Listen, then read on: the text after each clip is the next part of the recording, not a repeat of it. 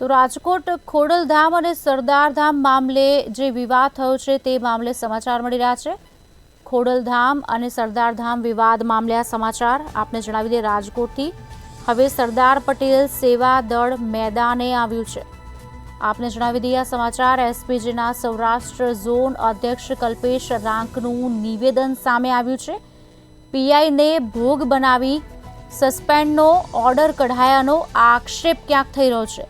પાદરિયાને વિવાદમાં લાવવા સરદારા દ્વારા ભોગ બનાવ્યાનો આક્ષેપ કરવામાં આવી રહ્યો છે। સમાચાર આપને જણાવી દઈએ, સંજય પાદરિયા કાવતરાનો ભોગ બન્યા તેવું કલ્પેશ રાંકનું કહેવું છે। નિવેદન સામે આવ્યું છે। સમાજના કોઈ પણ સંગઠન સાથે જોડાવું એ ગુનો છે। શું સમાજના સંગઠનમાં રહીને સામાજિક કાર્ય કરવા એ કોઈ ગુનો છે? એવો જ એક બનાવ, જે બનાવમાં પાટીદાર સમાજના સંગઠનના હોદ્દેદાર, એવા હોદ્દેદાર જે હોદ્દેદારે અનેક પાટીદાર સમાજના દીકરા દીકરીઓને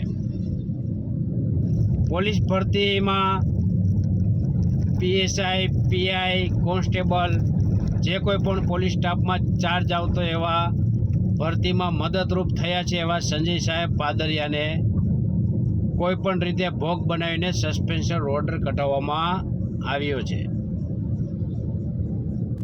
સંજય સાહેબ પાદરિયાને સરદાર પટેલ સેવાદળ સૌરાષ્ટ્ર એસપીજી, જેમની હું સૌરાષ્ટ્રની જવાબદારી નિભાવી રહ્યો છે, એક તરફથી હું આઈ સપોર્ટ સંજય સાહેબ પાદરિયાને કરી રહ્યો છું। કેમ કે ક્યાંક ને ક્યાંક સંજય સાહેબ પાદરિયાને ઉશ્કેરણીજનક વિવાદમાં આવવા માટે તેમને સરદારા સાહેબ બે ક્યાંક ને ક્યાંક ભોગ બનાવવામાં આવ્યા છે। કોલર પકડવો, પગનું પાટું મારવું, એની ઉપર પણ બહાર જઈને મારપીટ કરવી,